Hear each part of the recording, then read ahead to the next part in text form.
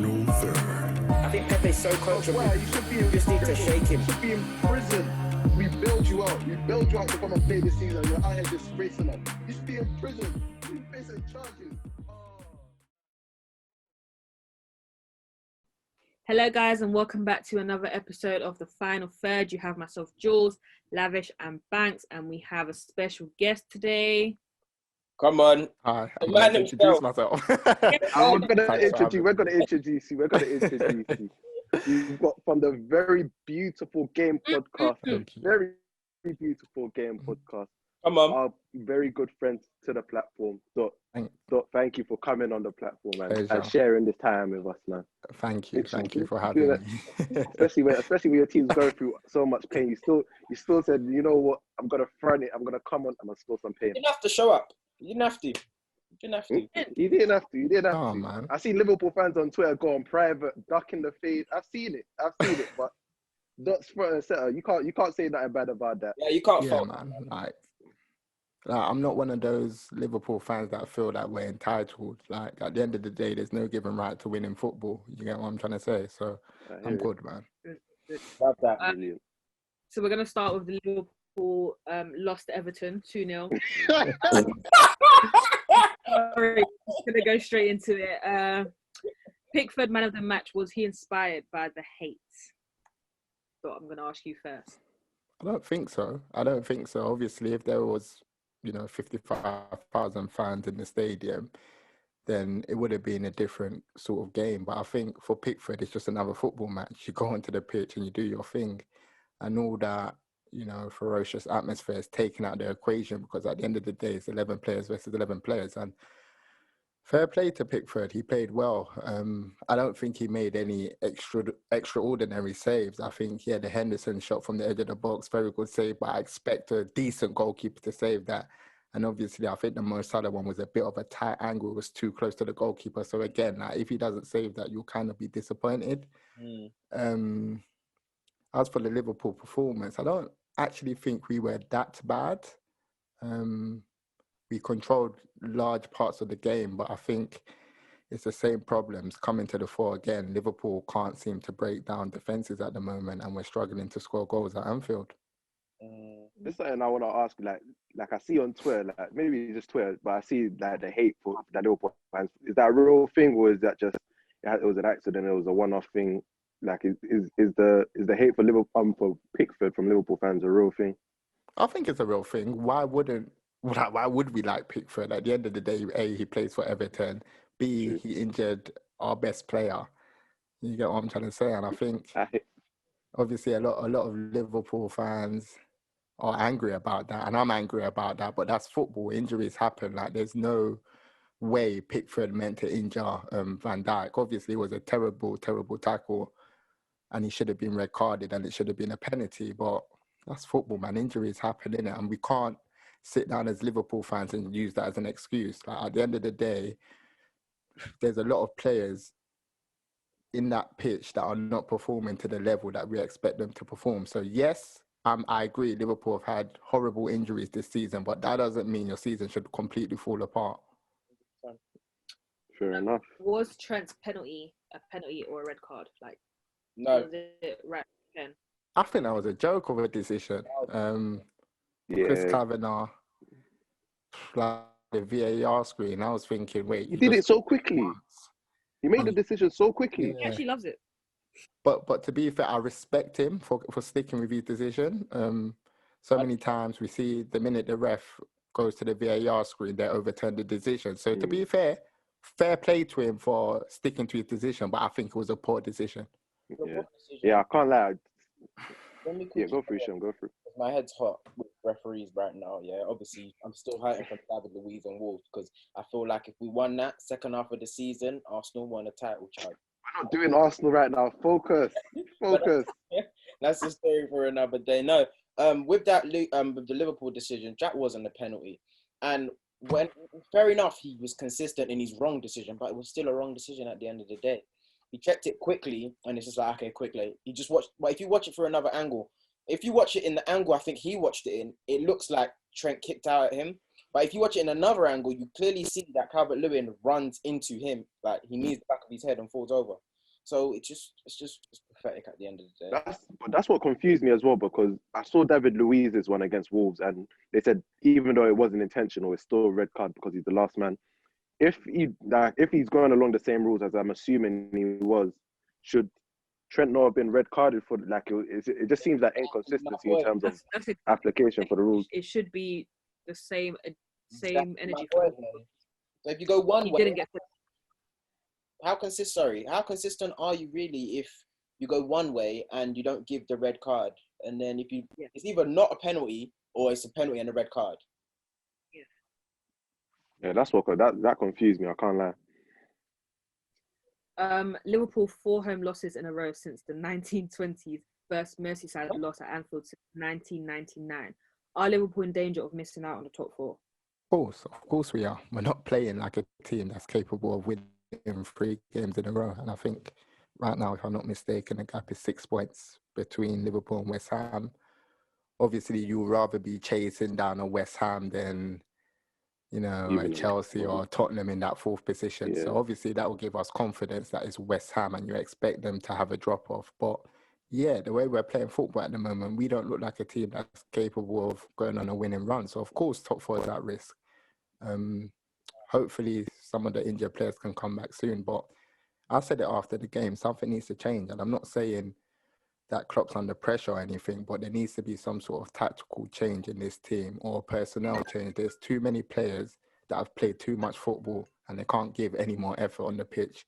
Andrew Robertson, he's played around 99% of the games this season. Trent Alexander-Arnold, he needs to be rotated. Yeah. Wijnaldum, he's played nearly every single game this season. Sadio Mane hasn't had the greatest of seasons. There's so many players that are just maxed out, and I think where Klopp has gone wrong, he hasn't rotated the team enough, and eventually everything's come crumbling down at the same time. Yeah, I definitely agreed. Like, I see my boy was telling me, like, Alexander Arnold in the 3 years, like he's up 22 now. In the 3 years or so that he's been in the first team, he's achieved a lot and played a lot of games, and that may just be catching up to him. You talk about Robertson again, we just don't see that same burst from him that we saw, like the explosiveness. We don't really see that a lot from him this season. That I definitely see like a need for a refresh in terms of in terms of that team. The Klopp not changing the team is something we've lauded over the past few years. So now it's quite interesting how now because the consistency for Liverpool to not really have injuries to that first 11 and be able to play that first 11 basically 3 years in a row. That is something to behold. Like I was very surprised, but it seems now it's just catching up to them. Who in the Liverpool front 3 is leaving, if any? Do you think? In terms of who do I want to leave or who do I feel will leave? Like who do we think in the front 3 will leave? I don't think any of them will walk away from the club in the summer. I think maybe if Liverpool are willing to do business to eventually bring in someone like a Mbappe or Haaland or Jadon Sancho, then maybe they may consider selling a Sadio Mane or a Mohamed Salah. But I don't think any of them will actively push for a move. Do you think that FSG are gonna back Klopp in that way to go and get a big name like that? Yeah, obviously, if one of the big boys depart, should I say, like we've seen FSG, they're not afraid to spend that money and reinvest it in the team. I don't think they're going to bring in Mbappe to add to the current front 3, of course not. But if one of them do leave, I think Mbappe or Haaland will be at the top of that list. Moving on to Southampton versus Chelsea, that was a 1-1 draw. Has Tuchel impressed you so far in his time at Chelsea? This is to anyone. I can't lie. Even the match yesterday, it's been all right, but it's not been exciting at all. I can't lie.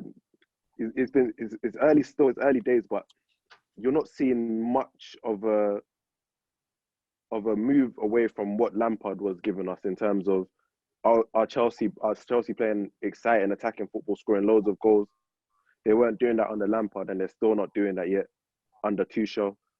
He's played the youth. He's played Mount and Hudson-Odoi, I guess. So you won't really begrudge him in terms of his attitude towards the young players. But again, like maybe it's gonna come with time. I don't know, but so far, Tuchel, the football he's put on has been a lot of passes. It's very slow, not very penetrative. Like, yeah, it's not been too impressive for me. I can't lie. Yeah, it's been very. I think what I would say on that is, Go on, Doc. Sorry, no, go on, Doc. go on, bro. No, go on. I'll go after. Well, no, I was just gonna say I feel like Chelsea, the change between Tuchel and Lampard is just all I see is in the possession, because I still feel like in terms of attacking, it's still quite flat, and in terms of entertainment factor, it's still quite boring. Chelsea fans, not that they're scraping games, they're winning because the teams they're playing once again are teams they should be beating, and Lampard was doing it in the first half, in his first last season, but more so this season. That stopped happening for him, and that's why he lost his job. So Tuchel's not really doing anything different to what Lampard was doing in his first season. But I'm interested in this Atletico game, and that's what I'm going to use to judge, just as a yardstick for how well Tuchel's doing and the difference in their coaching styles. No, I was just gonna say I think it's too early to judge. He's only been in the job for how long? 4 weeks, 5 weeks. I think we need to give him some time to. We need to give him some time to implement his system. But what I will say in terms of a positive is that I can see a style of play. And I think the first step to being a top team is by controlling games. And I think what I've seen from Chelsea is that they're controlling most of the games they're playing in. And obviously, like, the goals will come, the attacking play will come, and that just needs time on the training pitch. So I'm not Tuchel's biggest fan personally, but I think he's had a steady start to life at Chelsea. Yeah. What did you make of Tuchel deciding to sub on Cho and then sub him off again? What was that all about? It was a bit like Harsh. remember the other day when Man United played West Ham and in the FA Cup. Oh, and the, young youngster boy got. he got subbed as well, I think. And I just feel like when it happens, it's so awkward. And obviously, I know managers, for them to do it, they must be like really stuck in the mud. Like they must be really. But why did I don't know? I feel sorry for Cho. I just feel sorry for Cho, not just because of that, not just because of what happened. It's just from the Bayern, wanting to go to Bayern and Chelsea not letting it happen, and him having to stay and then fighting for a place under Lampard. And it looks like it's going to be the same thing with Tuchel. But he has been getting games under him, so it's just maybe it was just one of those things. Tactically, it just wasn't working on game name. But yeah, I hate when it happens. I was watching the game and I don't think Callum Hudson-Odoi's performance was that bad. I think he had a lot of energy when he got the ball. He was trying to make things happen. Maybe his end product was a bit off. So I think that was a bit of a strange decision from Tuchel. But yeah, Callum Hudson-Odoi is having a run of games. So now there's no excuses. Like, I'm expecting him to show us what everyone's talking about, that he's this world-class generational talent. I'm yet to see it. But like, I want to see him start delivering. Yeah. What Tuchel said that he brought him off because he wasn't happy with his attitude, his counter pressing. Yeah, counter press. He wasn't doing enough to try to turn over Southampton. But to then pick him off and then Breon Ziyech, who you know isn't really gonna give you that in as well. And the game that he had as well, he wasn't great. It was as Lavish said, it was a bit of a harsh decision. Again, he's given Hudson-Odoi chances since he's came in, so I'm not gonna bring it down to a personal agenda against Hudson-Odoi. But yeah, it's never nice when you know that Hudson-Odoi is trying, but you still decide to bring him off. It's never nice to see. Especially when your manager hangs you out to dry and says, like, if you wasn't right for the game. I mean, come on, man, this is a kid. Like, why you can do that behind closed doors? You don't need to publicly out him like that. And going back to your point on Ziyech, I always wondered why he was 27 and he was at Ajax, because this guy is a player that was putting up crazy numbers, but it was always like the Leeds getting linked with the big move, or Frankie de Jong. What's wrong with playing at Ajax at 27? No. I was just wondering that he never made that big move to a European league, like a top European league, when he was 27. Eredivisie is not a top European league no more. With the numbers that he had in Holland, he was getting like 20 goals, 20 assists. So I was thinking, like, this is strange. I don't understand why big club haven't grabbed Ziyech. Yeah. But now I can see it. I think off the ball, yeah, no interest interest in tracking back, and I think Yeah, like I used to love Ziyech when I used to watch him sporadically for Ajax. Like his game when I saw him in the Champions, I loved him. I thought, yeah, he's definitely gonna come to Chelsea, do bits. And I'm seeing him here, like he's so easy to push off the Exactly. ball. If he's not cutting inside and whipping in the box, he doesn't really like. I'm just thinking, there's no way this is the same player I watched in the Champions League nights. There's no way. When I realized the Dutch league wasn't, it was when it's Tadic. It's just literally Tadic. But that's Tadic looked crazy at Ajax. He looks crazy at Ajax, but you couldn't get a game for Southampton. That's the man. And last one on this one, I think it just shows like how important systems are in football, because when you look at all the players that have left Ajax, De Ligt that went to Juventus, he's had his struggles. Frankie de Jong, one of the most hyped young centre midfielders in the world, has gone to Barcelona and he hasn't really hit that level that he hit at Ajax. Yeah. And now you see Ziyech gone to Chelsea and he's not delivering to the same standard that he delivered at Ajax. So it just shows how important systems are in football. You can really hide the players' deficiencies. West Ham 2, Spurs 1. Are West Ham a genuine threat to the top 4? Who would have thought it? David Moyes making a push for the top 4 with West Ham. That's how you know Corona season has got everything turned upside down. West Ham, David Moyes, and top 4. Could you imagine yourself saying that last year when they barely scraped away from relegation? Life is crazy. This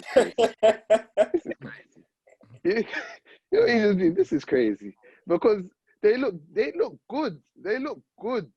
Like I'm seeing them turn over teams, and I'm being less surprised by the week. Like I fully expect them to have a go at every team. Like apart from the Liverpool game, which was a couple months ago now. Like recently, like it's been hard to see them get turned over by teams. Yeah. I'm not sure. I'm surprised. I'm surprised by West Ham, to be honest. I'm surprised. They've always had a decent enough mid-table team, but they always underachieve, and that's what's been frustrating their fans over the years. Because they did business with the what season was it? Was it 2 seasons ago? Where they got a couple players, or last season, and they just weren't gelling. But now they've hit the ground. I won't say they've hit the ground running, but they've been consistent enough to be where they are, and they deserve to be where they are. Secondly, I'm very happy for Lingard as well, just to say. Happy for the brother. No, don't worry. He's getting his own segment. Don't worry. Keep going. I think when you go back to the summer, when they sold Grady Diangana to West Brom, you saw like Mark Noble, the discontent in the camp. And I'm actually like got a decent relationship with Grady's people. And they were like, listen, like, there was like 6 or 7 Premier League clubs that were actually actively trying to get Grady Diangana. That's how highly rated he was at West Ham. And I think the way David Moyes has turned it around, bringing inside Ben Rama, Soucek, that's been an excellent signing. Kufau at the back, that's been superb this season. I think we have to give credit where credit is due. David Moyes is doing a fantastic job at West Ham. And I just want to shout out Declan Rice because I think all of the top 6 should be looking at him. Bro, that's another one that surprised me. What's up? You got stock in Declan Rice, is that? Oh, baller, man. Baller. Okay. I can't lie, it's impressive. Like I didn't have those stock in it before. Yeah. The price is too high to buy it now. Yeah, so I can't I buy look it like now. a bandwagon guy to jump. It's too cold, man. It's too cold. cold. I can't lie. It's cold. Yeah. It's cold. I was surprised, man. I thought he was playing Basmati rice, but nah. Jasmine rice. Still. He's got a bit of culture too. Should Lingard be in England's Euros 2021 squad? It's tough. He can't. I'm sorry, but he can't go. It's tough, man. It's really tough because, Jules, they were talking about Harvey Barnes earlier, and I was thinking, wow, he's really balling out of control this season, but he can't go. Harvey Barnes can't go. So, huh? So you won't pick him either. You know it where Southgate's going to look. It's tough, though. And I was talking to... I was talking to Tim earlier, and I was saying how I feel like this is England's best squad ever. Even the golden generation, fantastic 11.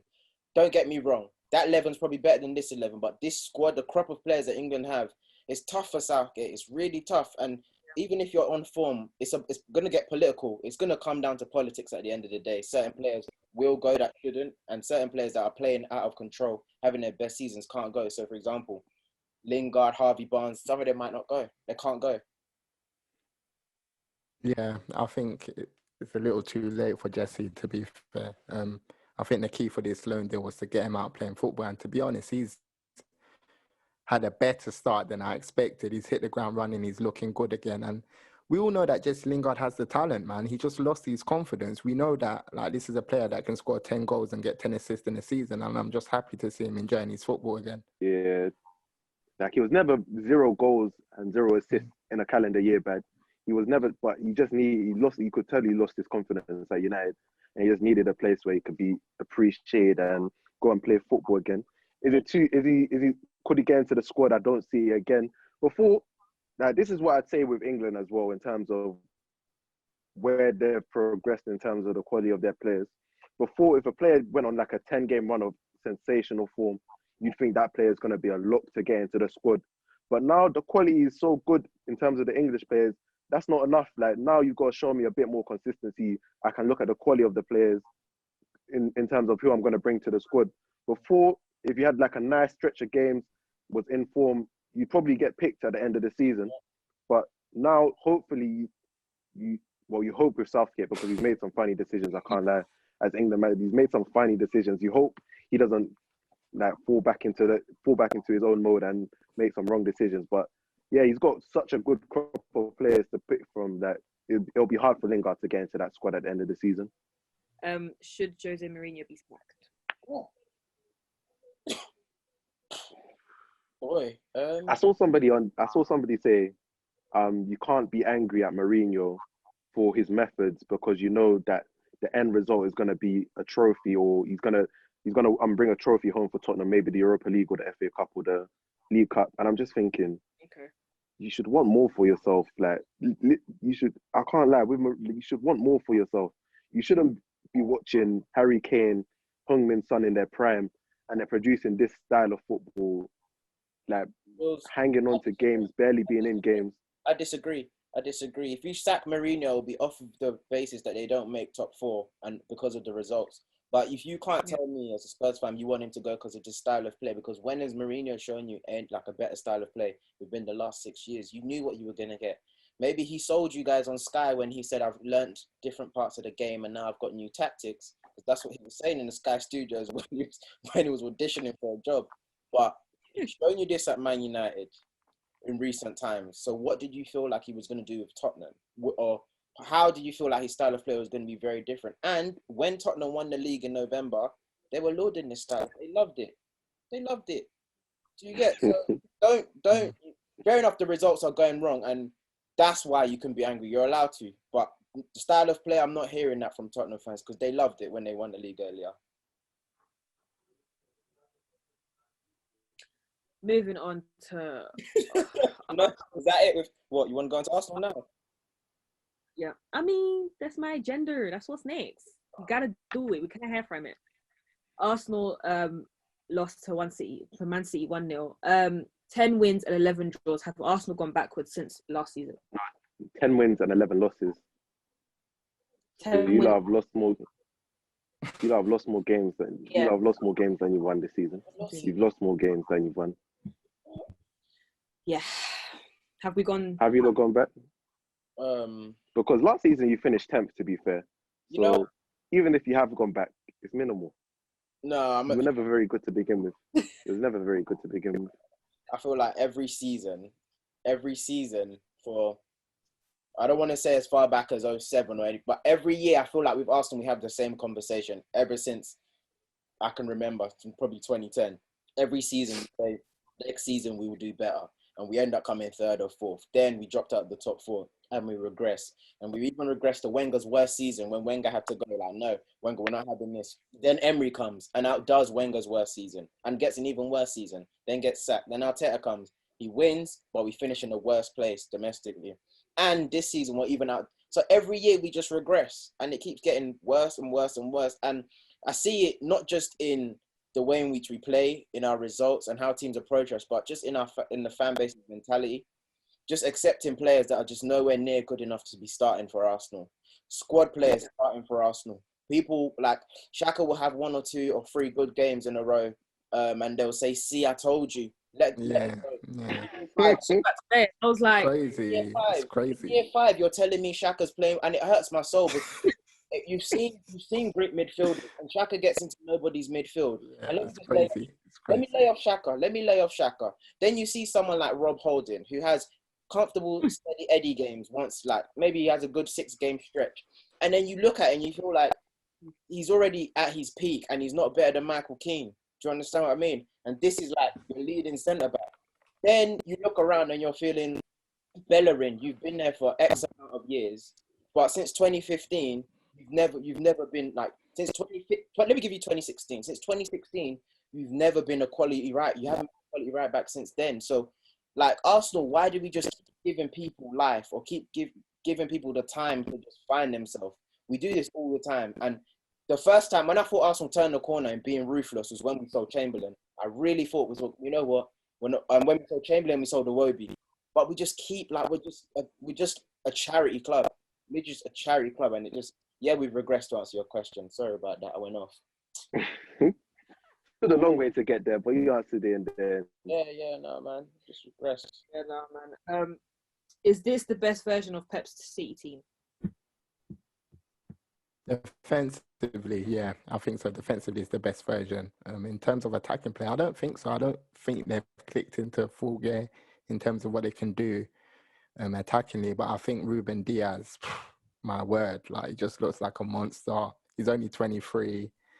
Brilliant signing, and I think John Stones' improvement has shocked me because this is a player that I said he's not, good enough for the top level, but the way he's playing this season is very good. So I think defensively, this is the best shape I've seen from a Pep Guardiola team.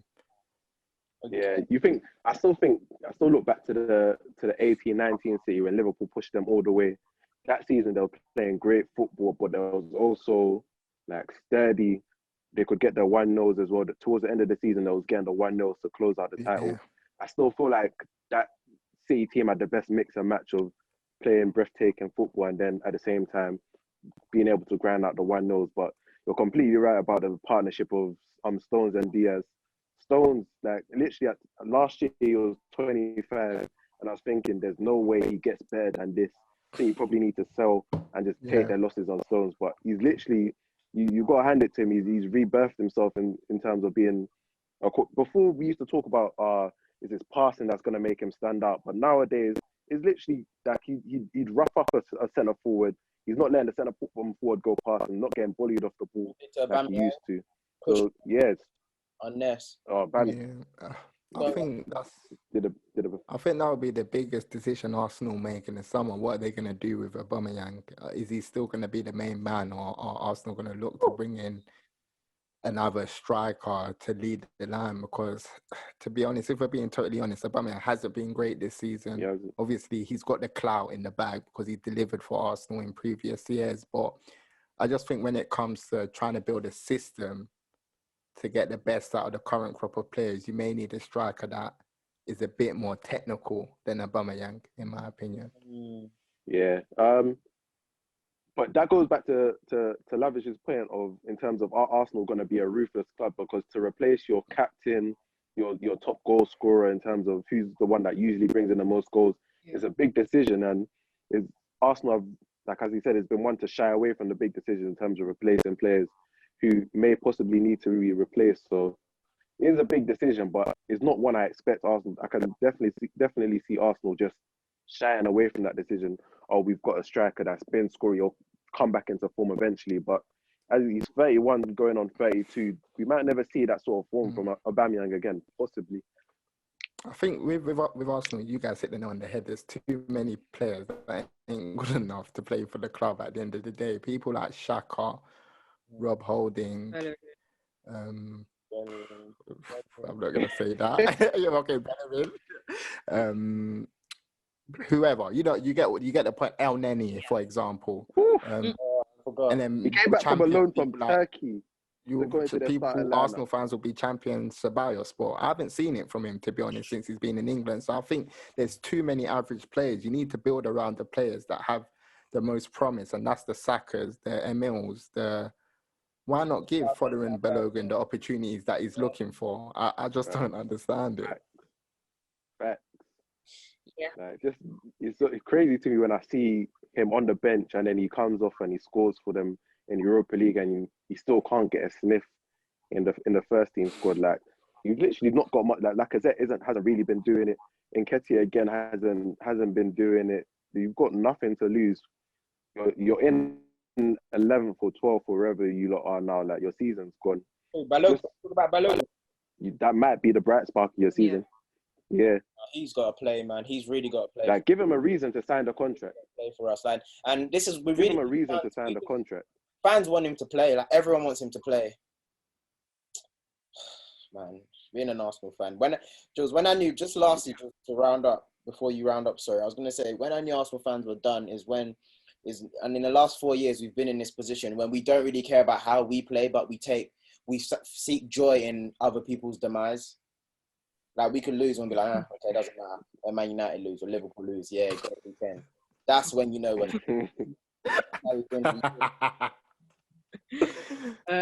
Just quickly touching on United, they won 3-1 versus Newcastle. Why do they struggle to break down teams? Thanks. Just quickly. It's not fun watching United just make it up on the spot. That's the reason we can't break down teams. We make it up on the. I'm seeing us try to attack, and I'm seeing like 6 players in one space. Nobody's spreading out on the pitch. Nobody knows where they're really supposed to be. There's no surprise that we go against these teams that sit back and we can't break them down consistently.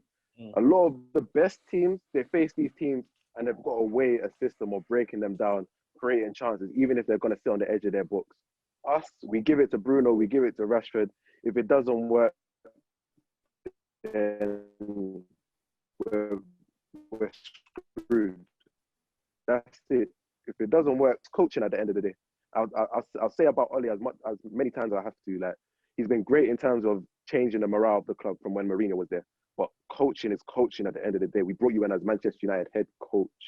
You need to do that side of your job and give us some tactics, please. So are you lot still chasing the title? Are you lot still chasing the title? We're looking over Leicester on us. We're looking at Leicester. Yes. We're waiting for Leicester to drop points right now. How the mighty has fallen. Anyways, thank you guys for watching this week's episode. Make sure you like, comment, and subscribe, and we will see you next week. Thank you again to our guest Doc for coming onto the show. Man. Make sure you go if you haven't followed the Beautiful Game podcast. Thank you. Make sure you follow them on Twitter. Make sure you follow them on Instagram and subscribe to their podcast. Yeah. Brilliant podcast. Give you the best content, meeting the best footballers, managers. And Clubhouse, of course. Listen, get on Clubhouse every Friday, 8 p.m. We host a chat, and it's just full of mad insight. So yeah, go ahead. Pay for that, Doc. Yeah, love. Love it, guys.